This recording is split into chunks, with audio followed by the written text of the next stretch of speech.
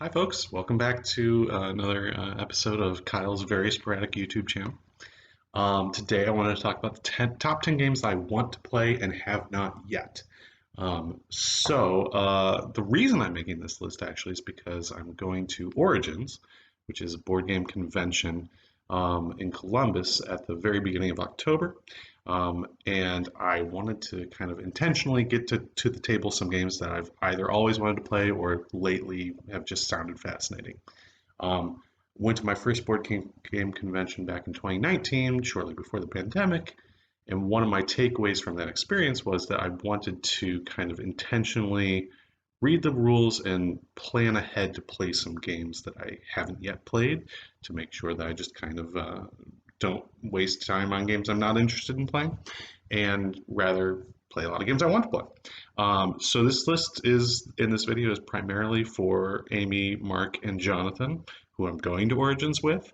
But if you see me there, or if you are going, let me know and let's play one of these games. And everybody else is welcome to watch as well. I'm not going to prevent you from watching. But yeah, this is a practical list, but also a fun list. With that out of the way, so a couple of caveats for what I've done on the list. These are all published games, meaning you can buy them now and play them now. Um, and none of these are games that I own. So War of the Ring, not on this list. Near and Far, not on this list. A couple games I really want to play, that I own, and just haven't played them yet. Um, so one honorable mention, then we'll get into the top 10. That honorable mention is Twilight Imperium 4, or 4th edition.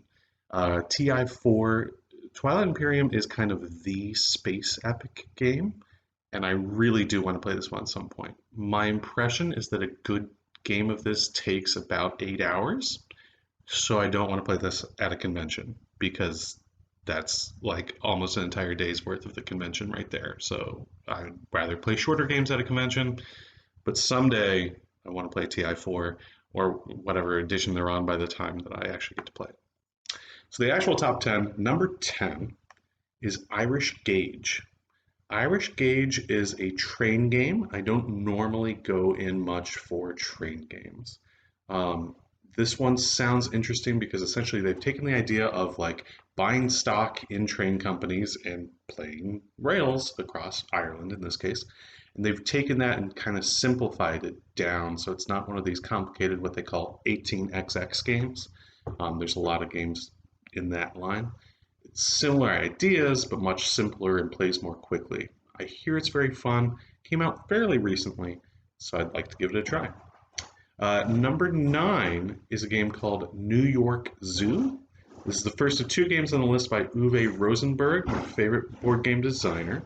And in particular, this one I'm interested in. It's one of his lighter games, but it does have the polyominoes. Polyominoes being like those weird Tetris-y sort of pieces. Um, and so I'm interested in playing this one. The theme is kind of fun, a zoo, but in particular, there's all these really cool meeples, as in the little wooden pieces that look like people usually. In this case, they look like animals. So flamingo meeples, how can you say no to that?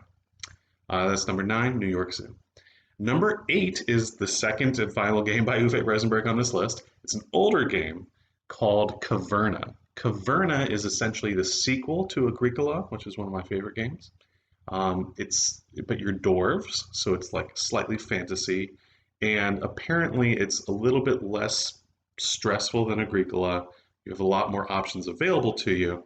Um, but I want to play it just because I've always wanted to play it, and there is an expansion where it changes it up so that each of you plays like a different fantasy race. So you could be like the trolls or the halflings and stuff like that, which is obviously like very stereotypical sort of expansion. But I love games where you each have unique player powers, and so that's one of the reasons why I'm interested in playing number 8, Caverna. Number 7 is a game called Role Player, and that's ROLL. Role Player essentially is gamifying the character creation sheet from Dungeons and Dragons or other RPGs. So the way that it works is you're rolling dice, you're drafting dice, you're putting them on your own little player creation board to try and maximize your strengths, like, strength, charisma, or your stats, strength, charisma, constitution, whatever, other things like that. Sounds like a lot of fun. And I should play more games with dice because the people I like to play with, in particular Amy and Herb, like games with dice, whereas I'm much less of a dice person. But this one sounds really interesting and fun. So that's number 7, role player. Number 6, so late, as most people I play games with are aware, lately I've been obsessed with Terraforming Mars. Number 6 is Terraforming Mars Ares Expedition, also known as Terraforming Mars, the card game, which is absurd because there is a board. Um, but it's taking Terraforming Mars and making it a little bit shorter, not much shorter apparently though, and adding to it the role selection of games like Puerto Rico, Race for the Galaxy, San Juan, etc. Sounds really interesting, and it's Terraforming Mars, so of course I want to play it. Number 5 is the most recently published game on this list, and possibly the most intimidating game on this list, maybe even including TI4, and that's Oath. Oath by Later Games, it's the team behind the game Root, in particular Cole Worley's design, Kyle Farron's art. Oath is a chronicle game, I guess they're calling it. So it's not Legacy, but you play a game and then the game changes and morphs based on the game that you already played. So you're playing through like a civilization, and it's kind of very abstracted out sort of civilization game. Sounds fascinating, sounds intimidating, hard to learn, but I want to play it. Also, it has references to the Chronicles of Prydain. For example, there's an oracular pig, and I kind of have to play it because of that, because I want to get the Henwen card, so love Henwen. Um, that's number 5, Oath.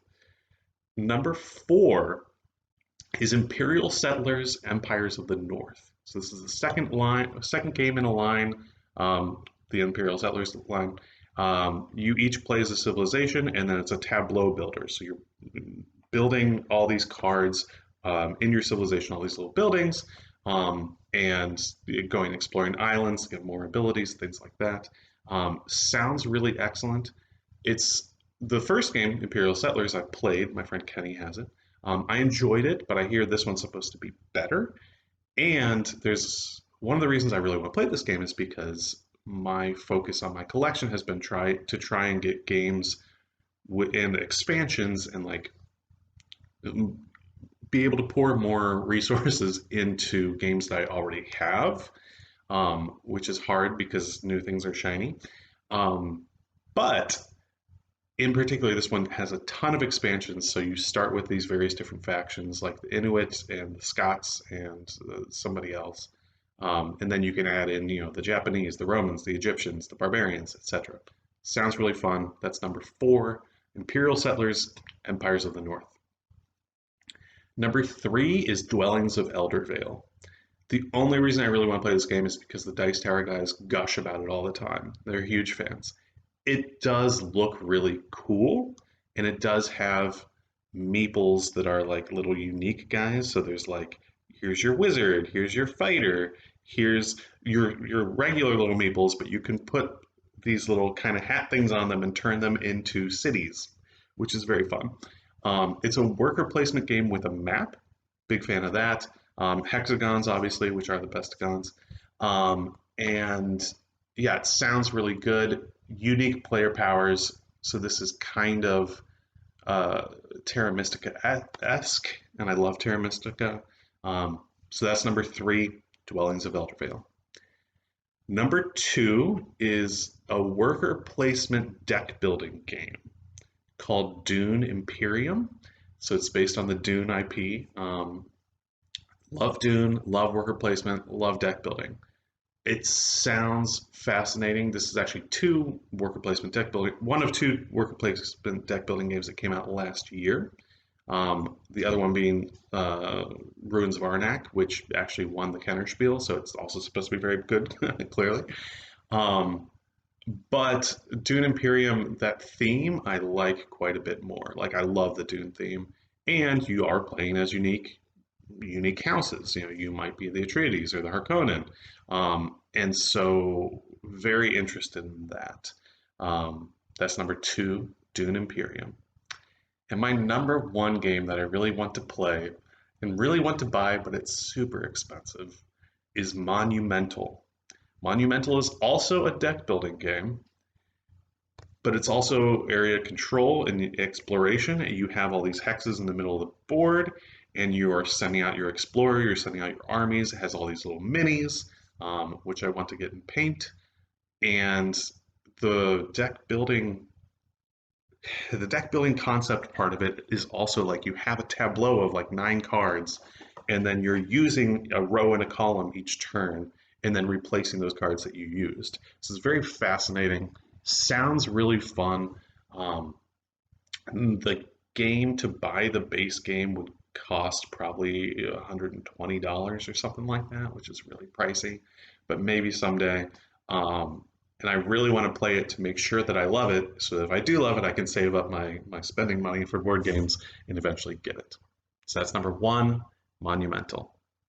So, hope you enjoyed. Like I said at the beginning of the video, this is primarily for Amy, Mark, and Jonathan to try and convince them to play these games with me. But hey, anybody else, if you're going to Origins, let me know in the comments. Hit me up. Hopefully, I'll see you there and we can play one of these games. Or if you're local to Pittsburgh and you want to invite me to your house and not kill me and wear my skin as a cape or something, then please let me know. And I'll come over to your house and you can not kill me and we can play these games. That'd be great. Anyway, thanks for watching, everybody, and talk to you later.